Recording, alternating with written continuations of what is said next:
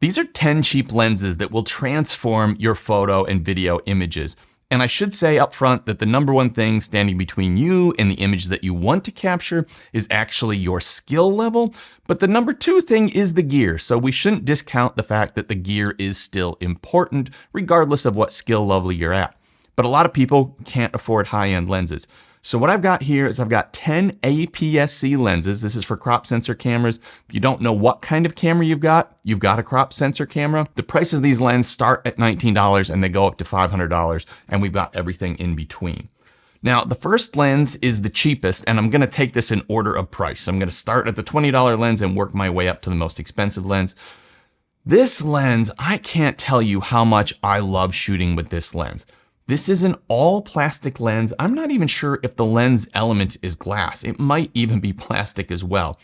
It is specifically designed to give light leaks and sort of a vintage, interesting lo-fi sort of look. It looks like you've applied some crazy filter in Instagram, but I was kind of stuck in a creative rut recently, and I just bought this lens just as something different to go out and shoot with. And I really enjoyed it. And the images that I get out of it are totally unique, completely fun. You can't even change the aperture. It's at f8 and stays at f8. And on the back, you can see it's got a fixed aperture, and it has the main aperture opening. Then it has a series of little pinholes around the outside, which creates kind of an interesting light leak look. So this is a really cool lo-fi lens. I love the look that you get out of it. And if you're just sort of stuck in a situation where you're in a rut and everything looks the same and you're trying to break that sort of creative rut, then I recommend this lens. It actually comes in EF mount, and then you have to adapt it to whatever modern lens mount that you've got. And I will put a link to the lens as well as the adapters in the description down below, because the lens itself is about 20 bucks, and then you're probably up for another 20, 25 bucks for the adapter. Now, this next one is a 35 millimeter f1.4 lens. It's an $88 lens. It's an amazing little lens. It's an all metal body. It's got a metal lens mount, a polished metal lens mount. You really can't believe that you're getting a lens of this quality for this price. And most of the people that I know that are into budget lenses, they recommend this as the best cheap lens that they ever recommend. So you're at under $100, $88. And f1.4 is going to allow you to get that blurry background that you're after. A lot of people, really the thing they don't like about their kit lens is they can't get a blurry background. This is gonna let you get a blurry background. It's gonna be great for sort of street photography, portraits, family photo, family video. It's a super versatile lens. And I think if you just want something that's better than your kit lens and you don't want to spend a lot of money, at 88 bucks, this is the lens. I do have a review that I will be publishing on this shortly. Now the next one, this one is by the same manufacturer as the last one. This is the TT Artisans 17 millimeter f1.4. This is a budget alternative to the Sigma 16 millimeter f1.4. And in the description down below, I have done a review of this lens. I did it comparing it to the Sigma 16 millimeter. And I actually took this lens and I shot some YouTube videos with it. And when I shot those videos, I didn't tell people that I was switching from my Sigma 16 millimeter, which is about a $400 lens, to this lens, which is about a $118 lens off the top of my head. I can't remember specifically all the prices, but these are roughly in the ballpark. Maybe it's 130 bucks. Anyways, long and short, I switched to this lens from the Sigma lens. Nobody could tell the difference. And I used this for probably enough videos that there's probably millions of views on my channel in which either the main or second camera angle was shot with this lens. You compare it to the Sigma lens. Yeah, it's not quite as good, but in most creative situations, you're not gonna notice the difference. And at f1.4, once again, you're gonna get a great low light lens, and you're also gonna be able to blur out that background. Yeah, a highly recommended lens. This is the third lens from this set. This one is a little over 100 bucks as well. It's a 50 millimeter f1.2. Now we're getting an even more blurry background. f1.2 is gonna blur the background even more. And at 50 millimeters by default is going to give you a more blurry background. So if you're looking for the maximum background blur for the money, and you're looking for particularly headshots and portraits, This is going to be a fantastic little lens. I really enjoy using it. Once again, it's an all metal lens, all metal body. It's got a polished metal lens mount. It's even got a screw on metal lens cap, which some people don't love these screw on caps, but sort of I don't mind them. And you're going to get an f1.2 aperture. So once again, low light, super blurry background. The only thing to warn you about with this lens is it does flare a fair bit. So if you got sunlight or light coming directly into the lens, it does flare and you get sort of a decontrasted image. But I think it actually kind of looks pretty cool and gives you a look that's somewhere between a vintage lens and a modern lens. And once again, maximum background blur for your money. This is the TT Artisan 50mm f1.2. Now, all the lenses up to this point have been manual focus lenses. This is an autofocus lens. So it's the cheapest autofocus lens ever made, and it's become one of my favorite lenses of all time. It's around $160. Once again, I don't know the exact price, but I will link it below. It's an autofocus lens. It's available on two different mounts, two or three different mounts. Anyways, I'll put it all linked in the description down below. It's an all metal lens mount. It's still very lightweight. It comes with this sort of mini lens hood kind of thing. And this is another one that gives you an image that looks like a cross between a modern lens and a vintage lens, but you've got that autofocus.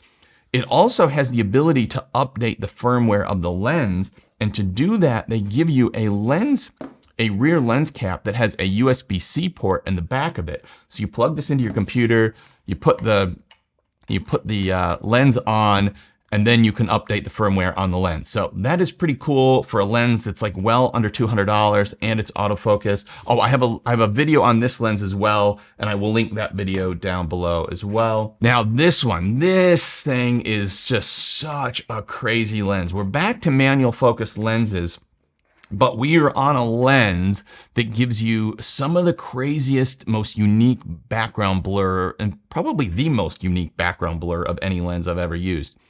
This is the TT Artisan's 35mm f/0.95, which is just kind of insane. So if you look at the size of the opening in this lens, this gets you a crazy amount of background blur, and it gets you a crazy, interesting looking background blur. It's around, I think it's $220, $219 or something like that. And it's a beautifully built lens. It actually feels and looks like using a manual lens. This is one of the most popular lenses on the channel as far as reviews and as far as people clicking through those links and buying the lens. And it's one that I highly recommend. And yeah, it gives you a unique look that you're just not going to get with any other lens out there. And 35mm is a pretty versatile focal length. So you can use it for photo, you can use it for video. Big fan of that lens. The next one's been around for a few years. This is the Rokinon 12mm f2 lens. This is my #1 recommendation for astrophotography and sort of nighttime wide angle. F2 is going to get you a lot of light in, and that 12mm field of view is perfect for astrophotography. So you can position something in the frame, sort of maybe it's a lighthouse or a person or a mountain, and then you can shoot a time lapse of the stars going by or a long exposure of the stars in the sky. And this is the cheapest lens that I know of that does that great sort of nighttime time lapse in astrophotography. And when I buy into an APS-C system, this is always the first lens that I buy because I love to do astrophotography. It's one of my favorite things. And it's a bit of a shame I still haven't done a tutorial on the channel of how to do nighttime astrophotography and time lapse. And I've been promising that for years. But I have reviewed this lens as well. It's around $300 when it's on sale. It's about $260 or something like that. Once again, great bargain lens. Now, this is the Viltrox 23mm f1.4. I think it's $279. It's an autofocus lens, and it is a super versatile walk-around photo and video lens, and the images that come out of this thing are absolutely magic. I have a video about this one as well. One of my top recommendations as a super, super versatile lens. I prefer it for people that tend to do street photography and video, but not so much portraits. You've got f1.4 that'll let you get a blurry background, but I think 35mm or 50mm are better focal lengths for portraits. So if you're somebody who wants to take pictures of your kids or at birthday parties or something like that, and you really want to get a focus on the person with a blurry background, then I would probably look at one of the 35 or 50mm. But if you shoot a lot of video as well, or if you're a true hybrid shooter, half photo, half video, then this is possibly my top recommendation for the money. Now, the next one is the Sigma 30mm f1.4, and this is a fantastic lens. This leans me a bit more towards the photo side. Going from 23 to 30 is going to give you a little bit more cropped in image. It's going to give you a little bit more subject separation. It is an autofocus lens, which is nice. And Sigma does 4 lenses in this range now. They've got a 16, they got a 23, they got a 30, and they got a 56. The 30 is the cheapest of all of them, and it's around $300 or something like that. So that's very cheap to buy a Sigma lens, an autofocus lens, 30mm, and going to f1.4. Once again, that's a theme with a lot of these lenses, f1.4. And it's one of the biggest differences between the kit lens, or probably the lens you're using, and the image that you want to capture is that f1.4, because that is going to get you that blurry background, and it's going to get you that great low light performance. So if you're taking some photos and they're often looking sort of grainy and gritty and blurry, then that is your poor low light performance. It means that your camera is trying to work hard. It has to crank up its what's called ISO. Basically, it's the equivalent of your camera squinting to see the image because it's too dark. By using these lenses, the f1.4 or the f1.2 lens, you're going to get more light in. That's going to get you a cleaner looking image. Also, the majority of these lenses, if not all of these lenses, because they are prime lenses, bar the last one I'm going to talk about here, are going to get you a sharper image, because a zoom lens has to work at all different focal lengths, zooming in and out, and you usually sacrifice a bit of sharpness when you do that. So as a rule, prime lenses are going to get you a sharper image. And the final lens I want to talk about is this lens. This is basically a replacement for your kit lens. So your kit lens is a zoom lens, probably goes from 16 to 50 or 18 to 55 or something like that. The thing about your kit lens is, number one, the optical quality isn't always great because the manufacturer is trying to just give you a lens that they throw in cheap but encourage you to buy something better. The second thing is, most of those lenses start at a maximum aperture of f3.5 and go up to 5.6 or 6.3. What that number means is that number, f3.5, f5.6, that's how big the opening is in the back of the lens that allows the light through to hit the sensor. The smaller that number, the bigger the opening is. It is a little bit confusing, I know. And so your kit lens, it starts at f3.5 when you're zoomed all the way out. And when you zoom in, it actually gets smaller. It goes to f5.6 or f6.3. That means that that lens is not going to be very good in low light conditions. It also means that you're not going to be able to get a very blurry background. This is a lens that you would use to replace that kit lens, but has the same versatility of being able to zoom. So this is the Sigma 18 to 50 f2.8. And the important thing about this lens is that it's an f2.8 aperture at 18 millimeters. And when you zoom into 50, it's still an f2.8 aperture, right? So what you're going to do is you're going to get that same versatility that you've got with your kit lens to be able to zoom in and out, but you're automatically going to get a more blurry background. If that's what you choose, the way you choose to use the lens, set it at f2.8, you get a blurry background. And you're going to get better low light performance. So if you're after a lens to replace the kit lens, you like having that one lens that you zoom in and out and have that versatility, but the image quality isn't good enough, then this is the lens for you, because it really is a super versatile lens starting at 18 and going to 50. And you're going to be able to use it for portraits, walk around photos. 18 is a reasonably wide, so you've got a bit of a wide shot. So I think if you're looking for something that is super versatile and you don't want to be changing in and out of different lenses, then this could be the lens for you.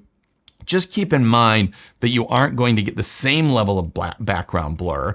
You're not going to get the same level of low light performance as you would with one of these other lenses that goes to f1.4. That's going to get you that maximum background blur or that maximum low light performance. And most of the images that you've seen in professional photos that you think are really great, a lot of them, not most of them, a lot of them are shot with lenses like this that go to f1.4. Now, as I said early in the video, that Rokinon lens, that Rokinon 12mm f2 is honestly one of my favorite lenses of all time, and it is such a crazy good astro lens. And I've just thrown a video on screen now. This is my review of that lens and what you can use it for when it comes to astrophotography. And if you're into astro, or if you think you want to get into it, I really suggest you check out that video.